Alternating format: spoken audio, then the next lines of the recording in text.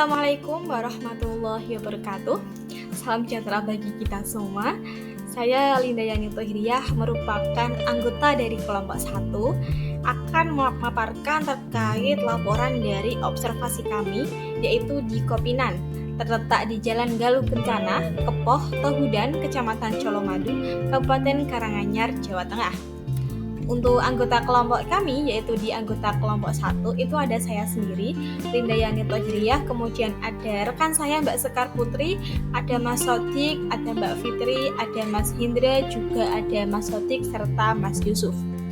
Untuk latar belakang kenapa saya dan teman-teman bisa mengambil dan menjadikan Kopinan sebagai objek penelitian kami, karena saat ini industri kafe dan tempat nongkrong untuk anak muda ya khususnya itu sedang marak, terutama yang dekat dengan wilayah universitas atau kampus-kampus. Nah, Kopinan ini itu terletak di Colomadu, tepatnya dekat dengan kampus UIN dan kampus UMS.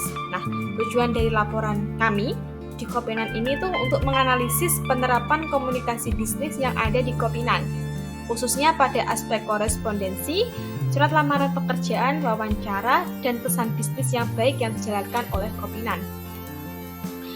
Poin pertama, di komunikasi dalam organisasi Kopinan Backyard Food Area, ternyata pihak Kopinan itu menerapkan komunikasi sebagai bagian yang aktif dalam menyelesaikan berbagai permasalahan operasional.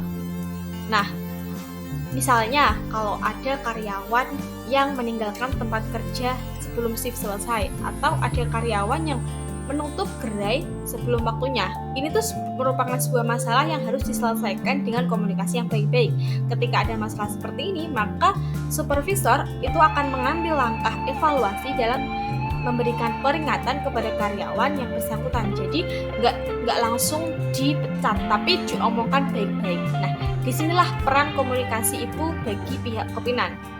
Jadi ketika melakukan tahap penyelesaian dalam hal komunikasi itu, pihak Kopinan itu menerapkan proaktif, fleksibilitas, komunikasi, adil, keterbukaan, dan kerjasama dalam riset. Poin yang kedua terkait perencanaan bisnis, jadi ada 3 penting. Poin penting pertama adalah target pasar, yang mana itu target pasarnya adalah kalangan remaja dan mahasiswa serta lokasinya strategis sesuai dengan kebutuhan pasar. Kemudian poin yang kedua, strategi pemasaran utama itu menggunakan media Instagram dengan cara melakukan promosi rutin dengan membangun citra merek serta memperkuat loyalitas pelanggan yang mana pelanggannya adalah golongan mahasiswa. Yang poin ketiga adalah kolaborasi bisnis, yang mana ada bisnis lain nih di Kopinan, ada biliar. Nah, kenapa ada biliar di situ? Untuk memperluas jangkauan pasar, meningkatkan daya saing, dan menambah variasi dan pengalaman pelanggan. Poin yang selanjutnya adalah pengorganisasian. Ternyata di Kopinan itu ada tim operasional cafe, mulai dari servis, barista, kasir, kitchen, table board, dan public area. Serta ada beberapa struktur kenapa bisa adanya susunan organisasi itu untuk meningkatkan efisiensi kerja, memberikan kualitas prima, dan menjaga kebersihan serta kenyamanan pelanggan. Selanjutnya adalah revisi pesan bisnis. Kenapa sih penting gitu ada pesan bisnis? Ternyata untuk pesan bisnis ini tuh tetap relevan dan sesuai dengan brandingnya. Kopinan Cafe itu selalu merevisi konten promosi sebelum dipublikasikan. Mencakup apa aja? Mencakup menunya, mencakup penawaran khusus, mencakup acara-acara tertentu seperti hari besar atau promo khusus. Selanjutnya adalah korespondensi bisnis pada perusahaan. Itu Kopinan menggunakan media utama yaitu WhatsApp. Kenapa bisa memanfaatkan WhatsApp? Karena di sini itu sebagai media utama dalam korespondensi bisnis, mulai dari reservasi pelanggan atau komunikasi dengan pemasok dan mitra kerja.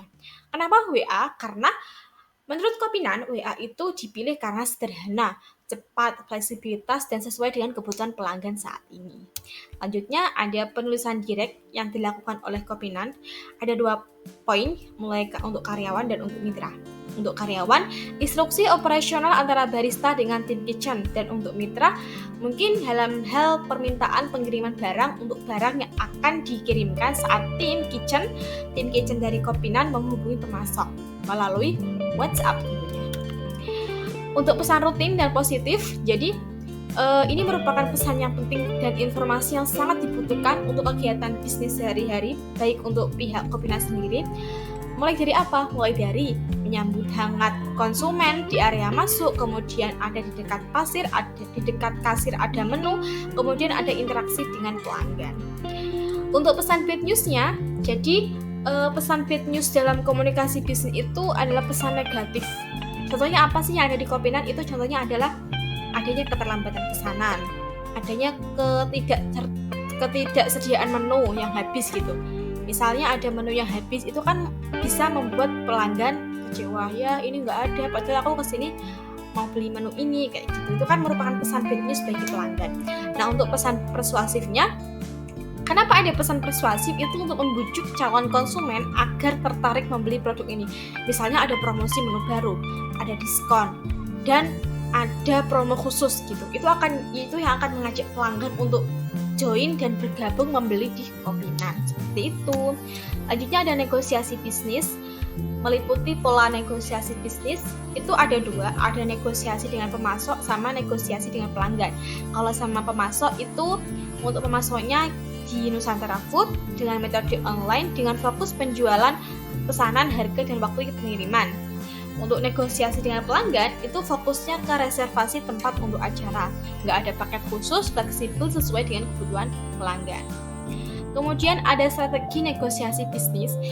Karena ini terkait Kopinat masih di pihak pemasok dan pihak pelanggan, maka ketika strategi untuk pelanggan itu melakukan pendekatan secara personalisasi dengan meningkatkan daya tarik konsumen. Tapi kalau untuk negosiasi dengan pemasok ini menggunakan pendekatan fleksibel dengan menggunakan komunikasi berbasis digital.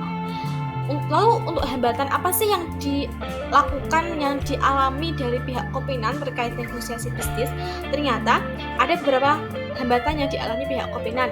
Kalau untuk pemasok mengalami ketidakpastian data pasokan, tapi kalau untuk pelanggan mungkin tidak adanya paket khusus, jadi nanti kesulitan menangani permintaan yang kompleks yang dari pelanggan itu. Kemudian pemanfaatan teknologi digital dalam komunikasi bisnis yang dilakukan oleh Kopinat. Jadi Kopinat itu memanfaatkan teknologi digital untuk apa? Untuk mendukung komunikasi bisnis secara efektif dan efisien. Jadi Kopinat itu memiliki Instagram dan TikTok.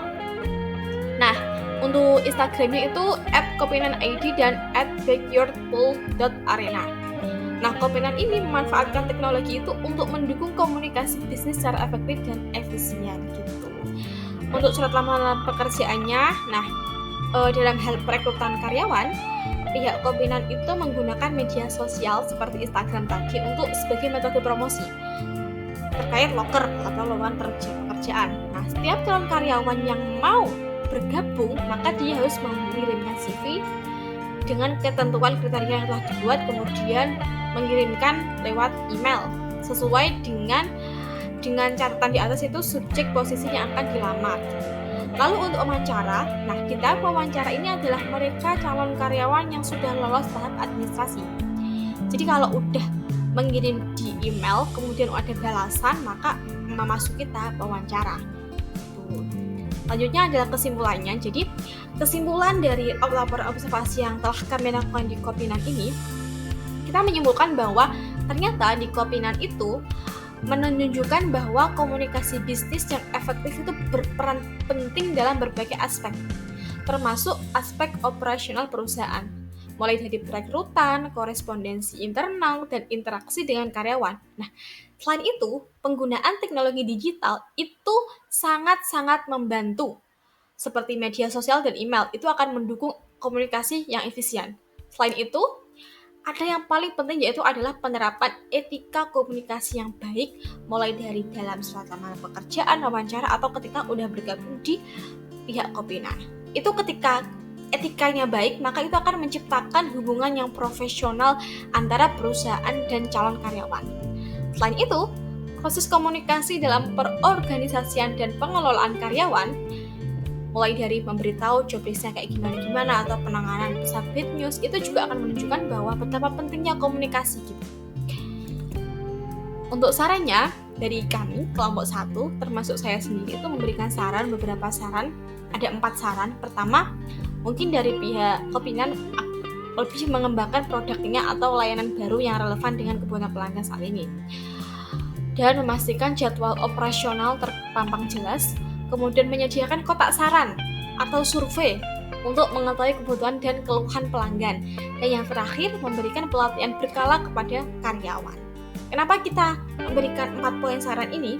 Ini adalah demi kebaikan perusahaan Kopinan, dan ini juga akan menjaga loyalitas pelanggan dari Kopinan, karena Kopinan itu nggak cuma sebatas kafe, tapi di dalamnya itu ada biliar.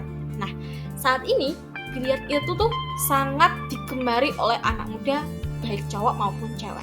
Bismillah. Peran kami. Untuk dokumentasinya, ini ada beberapa dokumentasi kami yang waktu itu kami wawancara, dan alhamdulillah komplit 7 orang dengan cewek 3 dan cowok 4. Setiap langkah kita adalah cerita, dan setiap cerita adalah tentang kita. Semoga perjalanan ini terus membawa kebahagiaan seperti langit yang setia pada senja. Terima kasih saya ucapkan, mohon maaf apabila ada tutur kata yang kurang berkenan dan tingkah laku yang kurang sopan. Saya pamit, semoga bermanfaat. Wassalamualaikum warahmatullahi wabarakatuh.